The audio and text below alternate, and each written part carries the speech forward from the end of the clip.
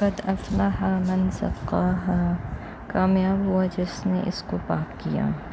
وقد خاب من دساہا، اور تحقیق نامراد ہوا جس نے اسے خاک میں ملایا۔ یہ ہے وہ بات جس پر ان چیزوں کی قسم کھائی گئی ہے جو اوپر کی آیات میں بیان ہوئی ہیں۔ اب غور کیجئے کہ وہ چیزیں اس پر کس طرح دلالت کرتی ہیں۔ قرآن میں اللہ تعالیٰ کا قاعدہ یہ ہے کہ جن حقائق کو وہ انسان کے ذہن نشین کرانا چاہتا ہے، ان کی شہادت میں وہ سامنے کی چند ایسی نمایاں ترین چیزوں کو پیش کرتا ہے جو ہر آدمی کو اپنے گرد و پیش کی دنیا میں یا خود اپنے وجود میں نظر آئیں۔ اسی قاعدے کے مطابق یہاں دو چیزوں کو ایک دوسرے کے مقابلے میں پیش کیا گیا جو ایک دوسرے سے بالکل متضاد ہیں، اس لیے ان کے آثار اور نتائج ایک جیسے نہیں ہو سکتے، بلکہ یقیناً ایک دوسرے سے مختلف ہیں۔ ایک طرف سورج، دوسری طرف چاند۔ سورج کی روشنی نہایت تیز ہے اور اس میں گرمی بھی ہے، اس کے مقابلے میں چاند اپنی کوئی روشنی نہیں رکھتا۔ سورج کی موجودگی میں وہ آسمان پر موجود بھی ہو تو بے نور ہوتا ہے، وہ اس وقت چمکتا ہے جب سورج چھپ جائے، اور اس وقت بھی اس کی روشنی نہ اتنی تیز ہوتی ہے کہ رات کو دن بنا دے، نہ اس میں کوئی گرمی ہوتی ہے، نہ وہ کام کر سکے جو سورج کی گرمی کرتی ہے۔ لیکن اس کے اپنے کچھ اثرات ہیں جو سورج کے اثرات سے بالکل مختلف ہوتے ہیں۔ اسی طرح ایک طرف دن ہے اور دوسری طرف رات، دونوں ایک دوسرے کی ضد ہیں، دونوں کے اثرات اور نتائج اس قدر مختلف ہیں کہ کوئی ان کو یکساں نہیں کہہ سکتا، حتیٰ کہ ایک بیوقوف سے بیوقوف آدمی کے لیے بھی یہ کہنا ممکن نہیں کہ رات ہوئی تو کیا اور دن ہوا تو کیا، کسی سے کوئی فرق نہیں پڑتا۔ اسی طرح ایک طرف آسمان ہے جسے خالق نے بلند اٹھایا ہے، اور دوسری طرف زمین ہے جسے پیدا کرنے والے نے آسمان کے نیچے فرش کی طرح بچھا دیا ہے۔ دونوں اگرچہ ایک ہی کائنات اور اس کے نظام اور اس کی مصلحتوں کی خدمت کر رہے ہیں، لیکن دونوں کے کام اور اثرات بالکل مختلف ہیں۔ اس کے بعد خود انسان کے اپنے نفس کو لیا گیا اور بتایا گیا کہ اسے اعضاء اور حواس اور ذہنی قوتوں کے امتزاج سے ہموار کر کے خالق نے اس کے اندر بھلائی اور برائی دونوں کے فرق رکھے ہیں جو ایک دوسرے کی ضد ہیں، اور الہامی طور پر اسے ان دونوں کا فرق سمجھا دیا ہے۔ ایک فجور ہے اور وہ بری چیز ہے، اور دوسرا تقویٰ ہے اور وہ اچھی چیز۔ اب اگر سورج اور چاند، دن اور رات، زمین اور آسمان یکساں نہیں ہیں، بلکہ ان کے اثرات اور نتائج ایک دوسرے سے مختلف ہیں، تو نفس کا فجور اور تقویٰ دونوں ایک دوسرے کی ضد ہونے کے باوجود ایک جیسے کیسے ہو سکتے ہیں؟ انسان خود اس دنیا میں بھی نیکی اور بدی کو ایک جیسا نہیں سمجھتا، نہ مانتا ہے، خواہ اس نے اپنے بنائے ہوئے فلسفوں کی روح سے خیر اور شر کے کچھ بھی معیار تجویز کر لیے ہوں۔ بہرحال جس چیز کو بھی وہ نیکی سمجھتا ہے، اس کے متعلق وہ یہ رائے رکھتا ہے کہ وہ قابل قدر ہے، تعریف کے قابل ہے اور انعام ہے، برخلاف اس چیز کے جس کو وہ بدی سمجھتا ہے، اس کے بارے میں اس کی یہ رائے ہے کہ وہ سزا کا مستحق ہے۔ لیکن اصل فیصلہ انسان کے ہاتھ میں نہیں بلکہ اس خالق کے ہاتھ میں جس نے انسان کا فجور اور تقویٰ اس پر الہام کیا۔ فجور وہی ہے جو خالق کے نزدیک فجور ہے، اور تقویٰ وہی ہے جو اس کے نزدیک تقویٰ ہے، اور خالق کے ہاں ان دونوں کے الگ نتائج ہیں۔ ایک کا نتیجہ یہ ہے جو اپنے نفس کا تزکیہ کرے وہ فلاح پائے، اور دوسرے کا نتیجہ یہ ہے کہ جو اپنے نفس کو دبا دے وہ نامراد ہو۔ اس کے بعد سورہ شمس کا دوسرا حصہ سٹارٹ ہوتا ہے جس میں سمود کی قوم کا ذکر ہے۔ کذبت ثمود بطغواہا، سمود نے اپنی سرکشی کی بنا پر جھٹلایا۔ اوپر آیات میں جن باتوں کو بیان کیا گیا ہے، اب انہی کی وضاحت ایک تاریخ سے کی جاری ہے۔ اس کو سمجھنے کے لیے قرآن کے دوسرے بیانات کی روشنی میں ان دو بنیادی حقیقتوں پر اچھی طرح غور کرنا چاہیے جو آیت نمبر 7 اور 10 میں بیان کی گئی ہیں۔ ان میں فرمایا گیا ہے کہ نفس انسانی کو ایک ہموار فطرت پر پیدا کر کے اللہ تعالیٰ نے اس کا فجور اور اس کا تقویٰ الہام کر دیا۔ قرآن اس حقیقت کو بیان کرنے کے ساتھ یہ بھی واضح کرتا ہے کہ فجور اور تقویٰ کا یہ الہامی علم اس بات کے لیے کافی نہیں کہ ہر شخص خود اس سے تفصیلی ہدایت حاصل کر لے،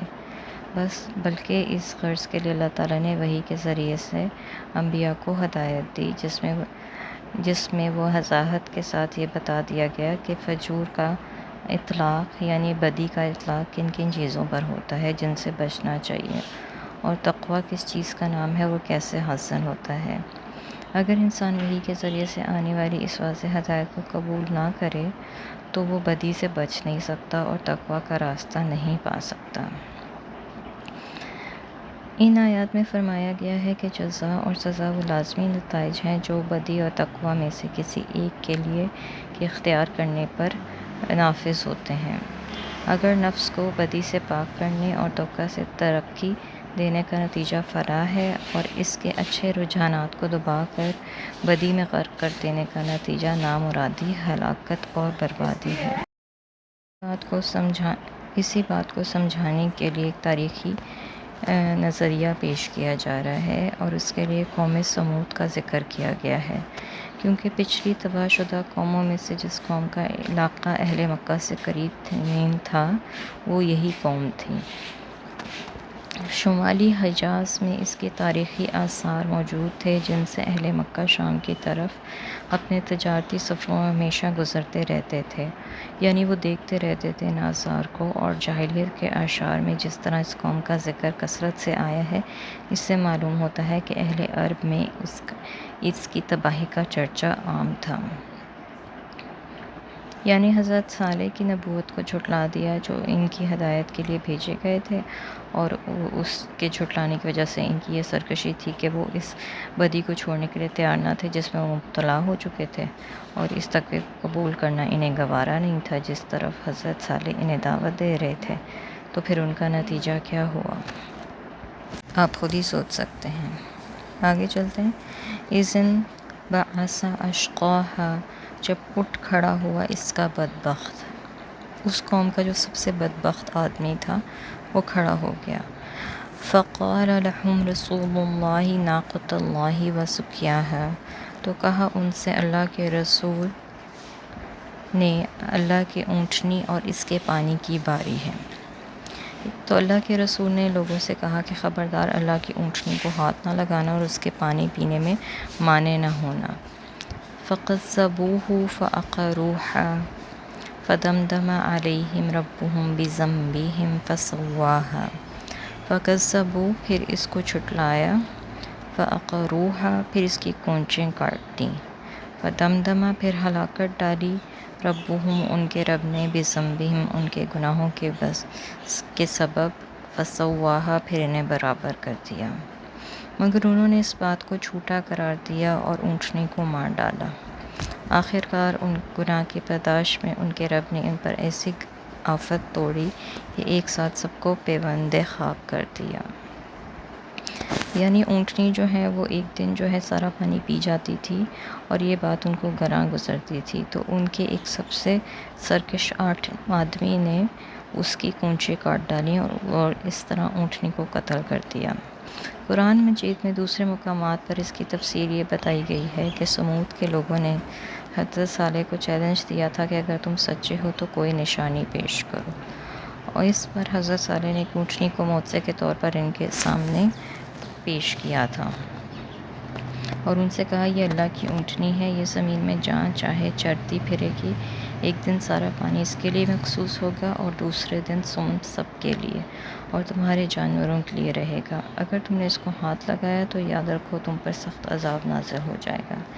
اس پر کچھ مدت تک ڈرتے رہے، پھر انہوں نے اپنے سب سے شریر اور سرکش سردار کو پکارا کہ اس اونٹنی کا قصہ تمام کر دو، اور وہ اس کام کا ذمہ لے کر اٹھ کھڑا ہوا۔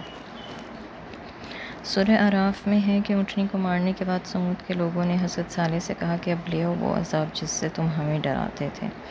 اور سورہ ہود میں ہے کہ حضرت صالح نے ان سے کہا کہ 3 دن اپنے گھروں میں اور مزے کر لو، اس کے بعد عذاب آ جائے گا، اور یہ ایسی تنبیہ ہے جو جھوٹی ثابت نہ ہوگی۔ وَلَا يَخَافُ عُقْبَاهَا اور وہ نہیں ڈرتا ان کا انجام، عقباها ان کا انجام، یعنی اللہ دنیا کے بادشاہوں کی طرح نہیں ہے کہ وہ کسی قوم کے خلاف کوئی قدم اٹھائے تو یہ سوچے کہ اس کے نتائج کیا ہوں گے۔ اس کا اقتدار سب سے بالا تر ہے اور اسے اس امر کا کوئی اندیشہ نہیں کہ سمود کے حامی کوئی ایسی طاقت ہے جو اس سے بدلہ لینے کے لیے آئے گی، یعنی کوئی بھی اس کے برابر نہیں ہے جو اس سے بدلہ لینے آئے گا۔ کوئی بھی کام کرتے وقت جو اللہ کو ناپسند ہو، انسان کو سوچنا چاہیے کہ اس کا کیا نتیجہ نکلے گا۔